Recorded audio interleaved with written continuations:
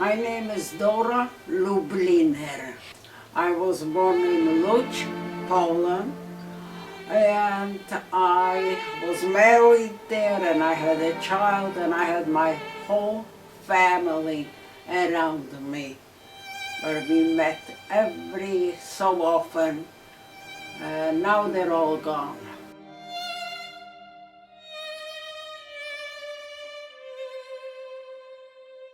I had two brothers, two sisters-in-law, I had two nieces and a nephew, and my parents, of course, and they're all gone.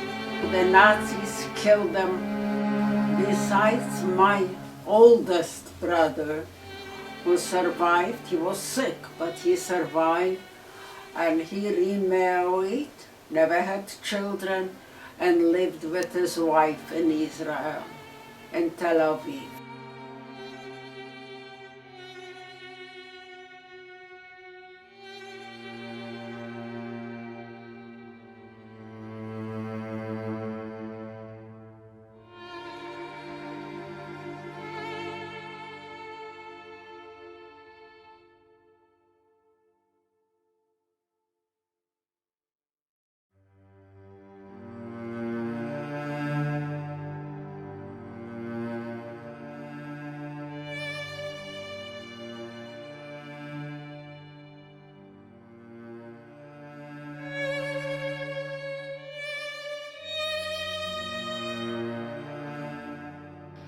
I was born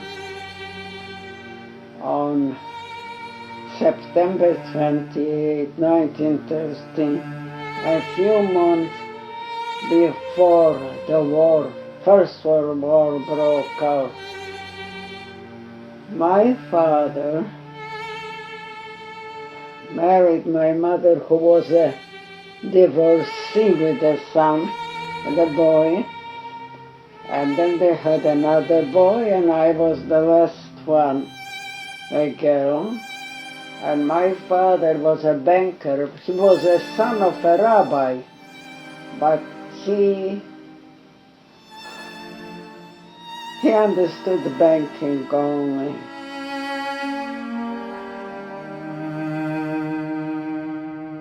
And I was in preschool, and then we had private governesses. My brothers, since we were an Orthodox family, didn't go to regular school. They go to they had tutors. And I went from class to class, and I had friends, and I had belonged to groups, and loved being among Zionist youth. I wanted to go on a Hakshara because I wanted to go to Palestine. And I started learning Hebrew. And this is when I was 18 years old, I met Michael.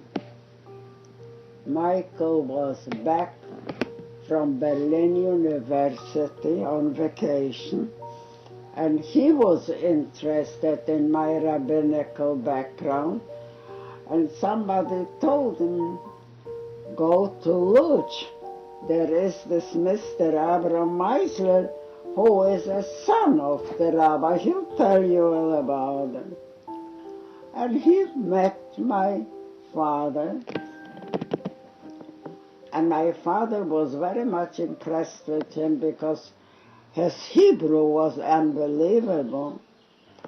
And when I came from a Hebrew class, Mother said, you know, there is a young man here, I invited him for supper. Go change, you're not even dressed nicely. I said, I don't care who he is and what.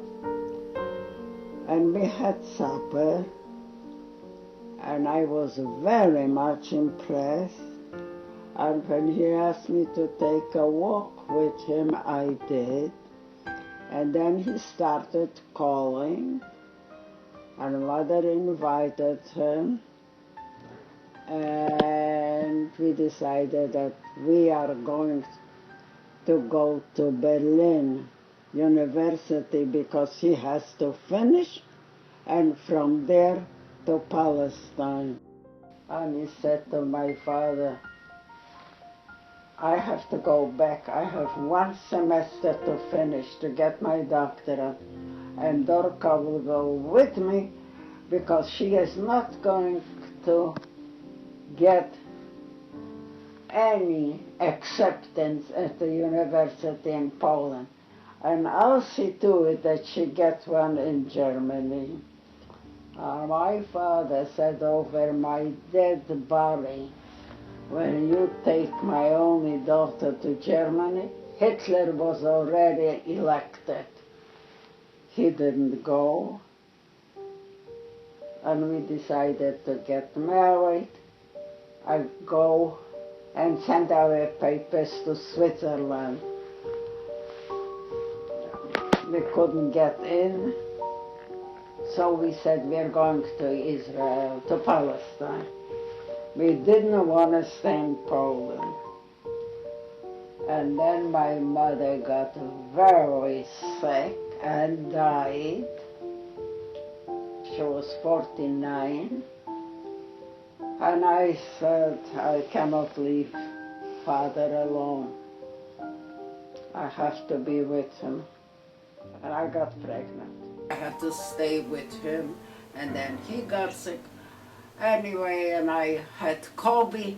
Then the war broke out, and it was ghetto and Arbeitslager, which was working camps and concentration camps and all that awful stuff.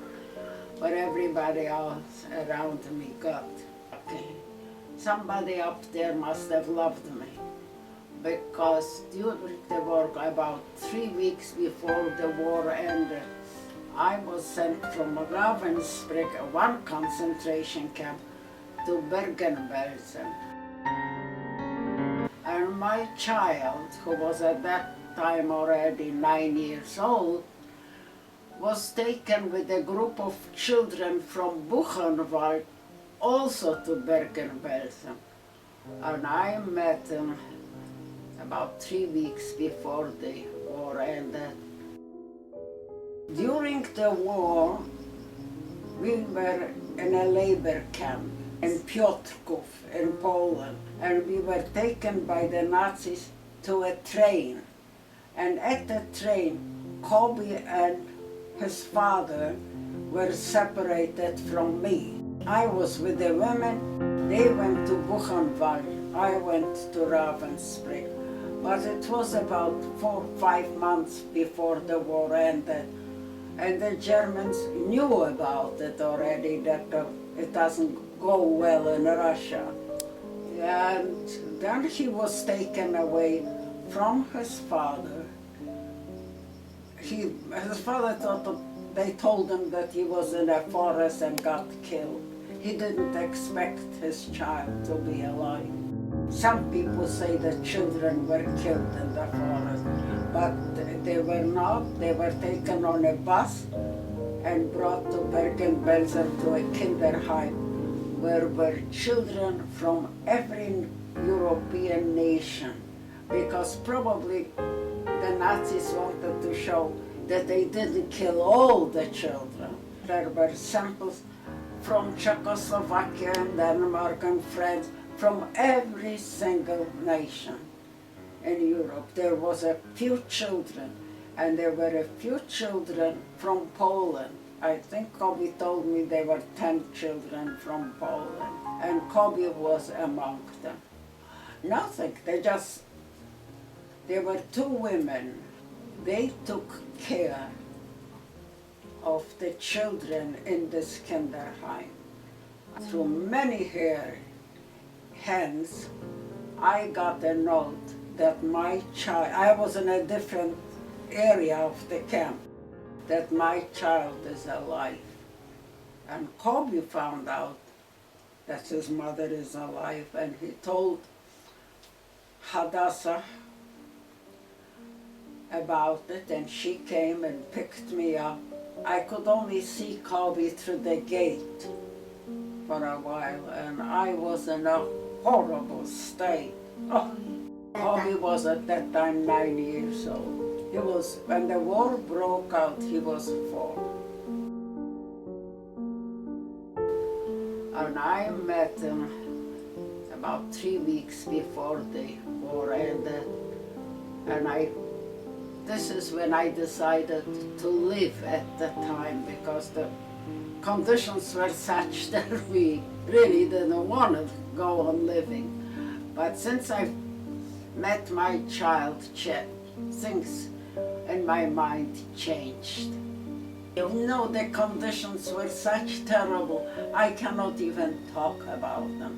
Yeah.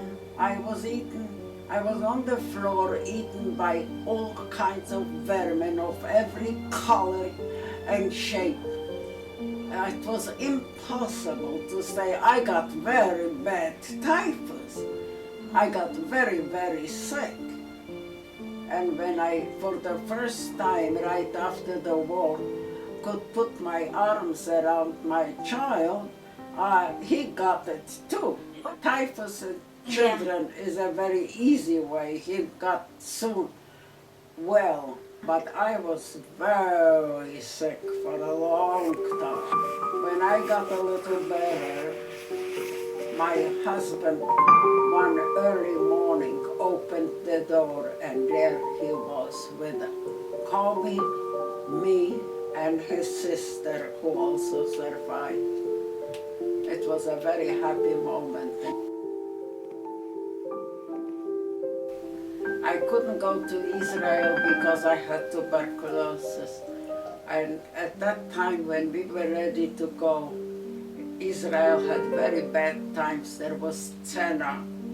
And an Israeli doctor said to my husband that for me and for the country, it will be better if I go someplace else where I needed care. And sure enough, I was in Switzerland. In 1950, we came to Los Angeles. We bought a house in 60. And a friend found out about us. He was also from Luch. And he was in Los Angeles for a long time. And he took us to Santa Monica. I'm happy. For the first time in a long time, I can say I'm happy.